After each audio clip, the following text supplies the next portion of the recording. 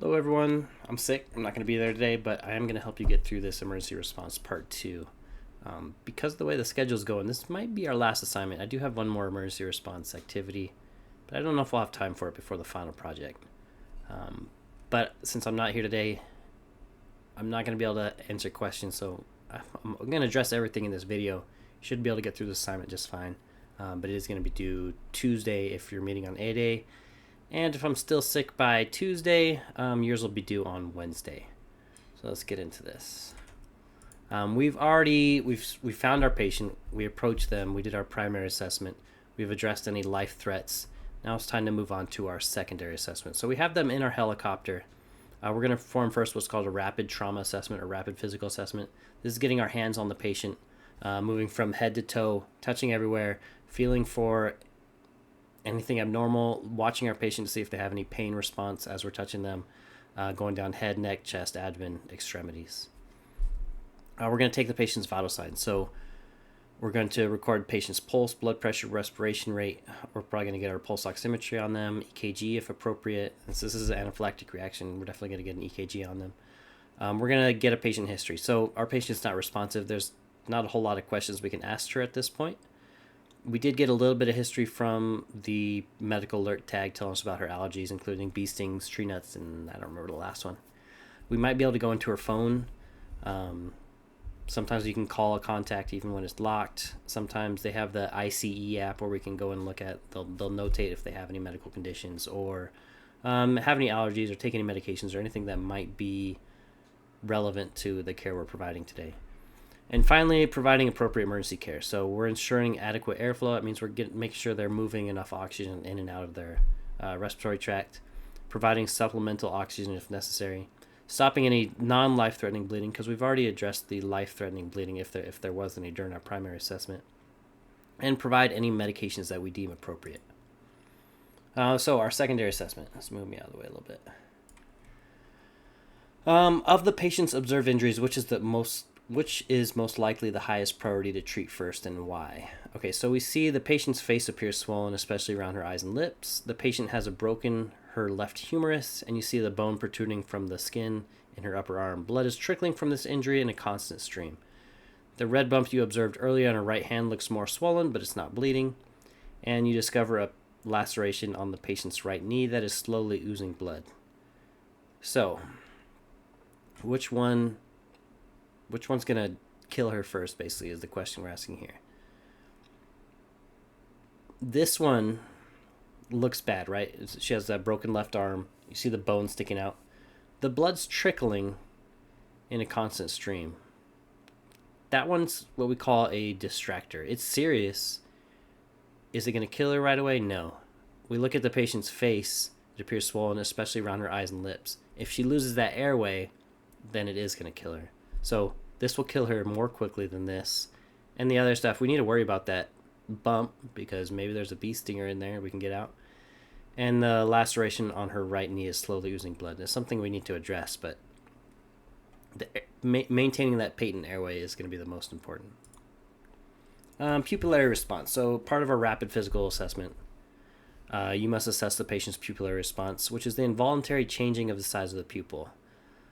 What can that tell us? So it's going to tell us about the nervous system. If what we're looking for is the pupils to undergo constriction in the presence of bright light and dilation in the absence of bright light. We're also looking for what's called a consensual pupil response. So if I shine light into this one pupil, we're going to see the same thing happening over here. If there is kind of mismatched, or we have one blown pupil here, or one of them's not reacting, then we have some serious neurological issues going on. So with a partner, let's do this part first. So hopefully this video will play and you can see it on my video. Let's see. It's going to let me full screen it though. It's not. We can see, okay, equal pupils, and we see that consensual response over there. One more time.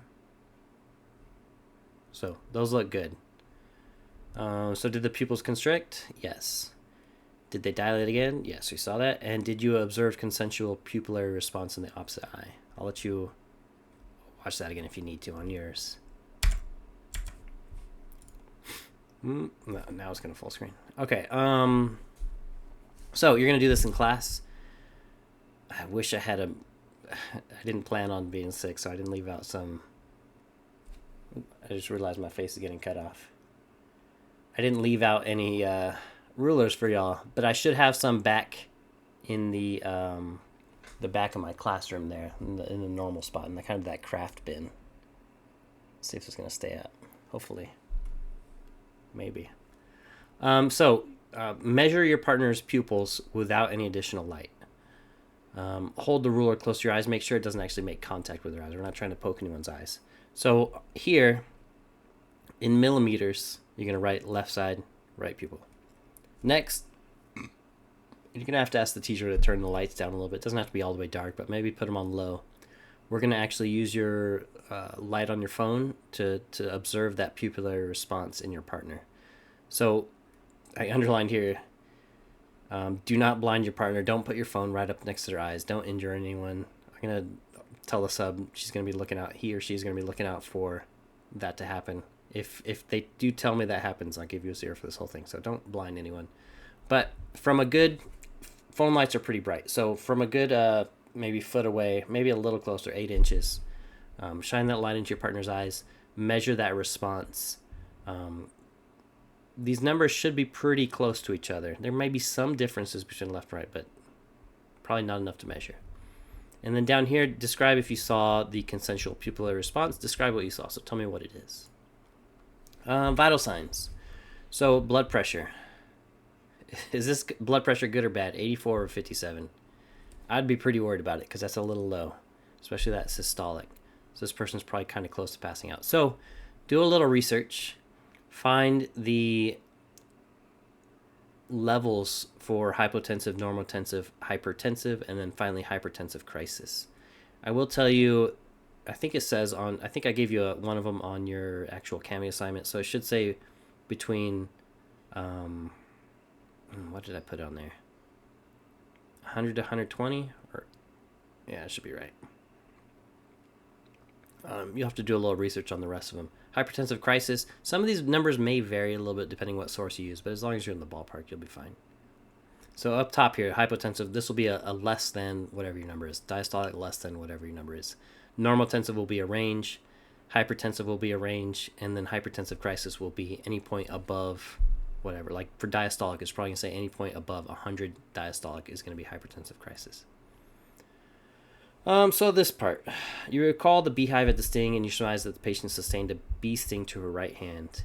She was also found wearing a medical alert bracelet, indicating that she's allergic. So, how could a bee sting lead to a life-threatening situation for someone who's allergic to bee stings?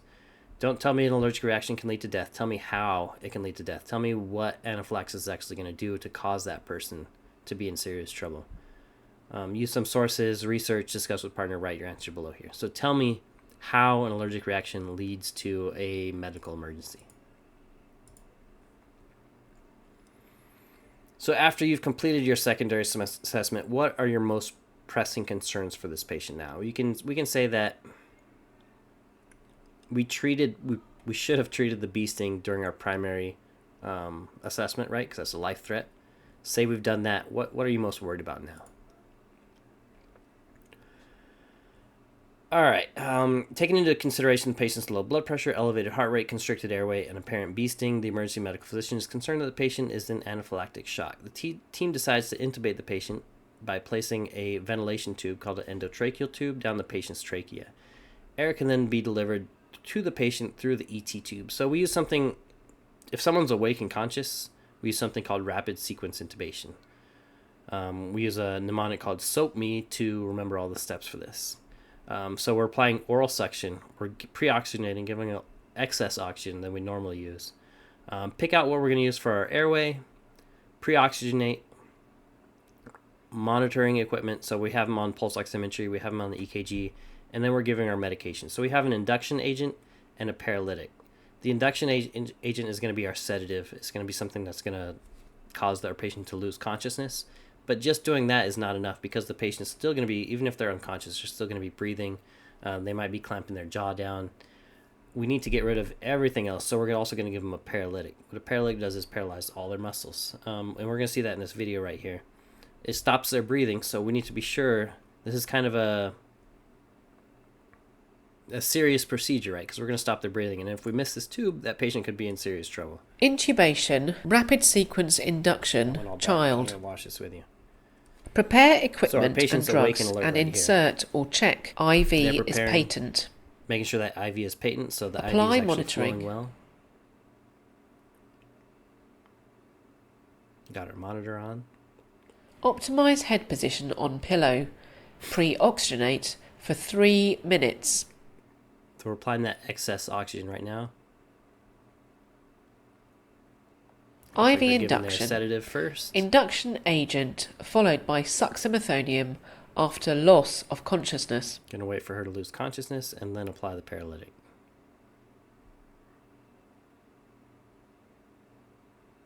You'll see pretty fast she'll lose any kind of muscle tone. Like that. Assistant applies cricoid pressure after loss of consciousness. Maintain airway. Wait until fasciculations stop or 1 minute has passed. So fasciculations are going to be kind of muscles quivering. Perform laryngoscopy and intubate patient. They're using that laryngoscope to visualize the airway and then slipping that ET tube directly into her trachea. Maintain cricoid pressure. This is an older video. We don't really do cricoid pressure anymore. But gently ventilate with 100% oxygen. Inflate cuff until no leak is heard.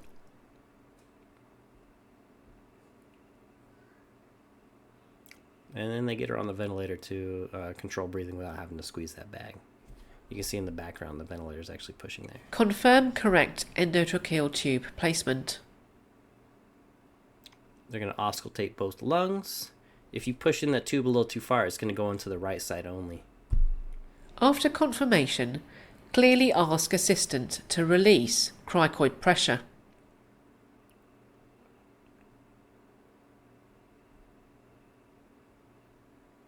Reconfirm bilateral air entry and securely fix tube. So they're going to tape that to her face really well so it doesn't move around. We have a little clip we use in EMS, but that's probably a little better.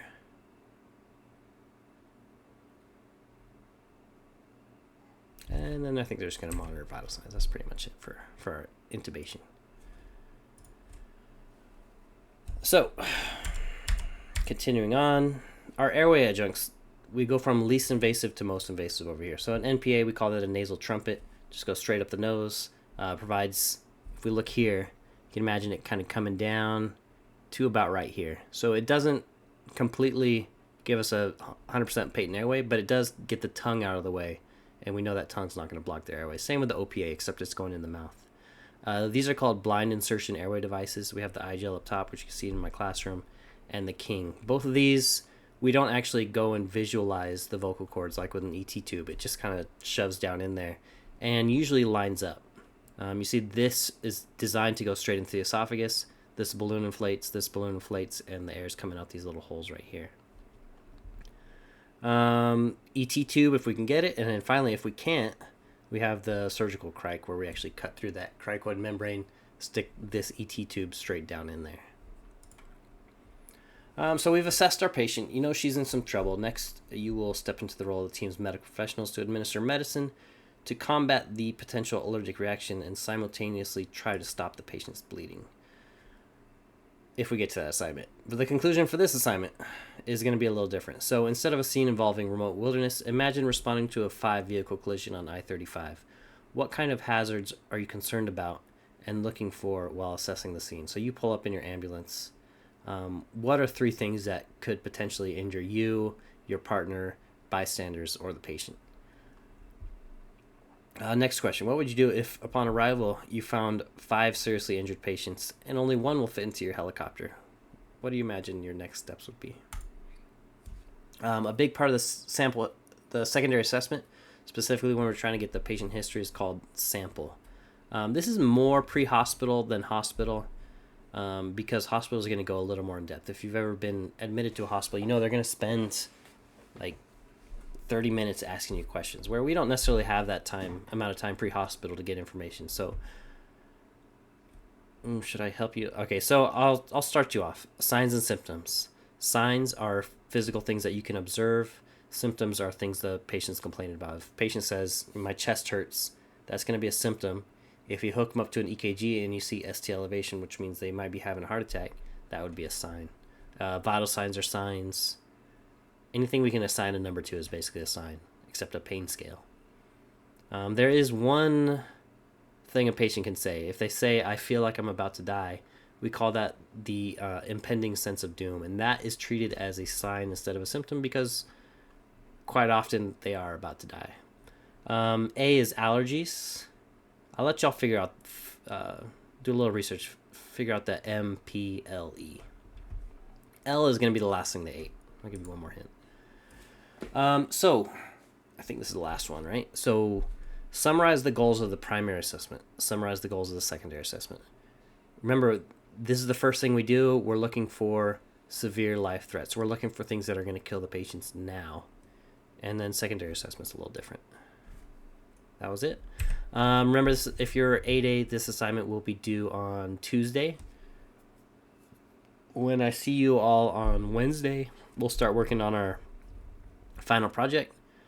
We'll work on that through exam weeks next week. And then on the last week, I will probably give a little bit of opportunity if someone, say, you're at a 65 and you feel like you can make it to a 70. Great. I'll open up some assignments for y'all to make that happen. But I don't think I'll be assigning anything new other than you'll still have time to work on the final project during that week after finals week until that Friday. And then that's the last day for everything. When we come back the week after that, it's a partial week. We have Tuesday and Wednesday, and then I think a half day Thursday, and that's it. So if you are missing anything, since I'm going to be homesick tomorrow, I'm going to be doing a bunch of grading. You should be aware of what you're missing, and by about noon tomorrow, I'd say your grades should be pretty much where they're at for the quarter. If you have any questions, I will check my Canvas messages tomorrow. But if not, I'll see y'all when I get back.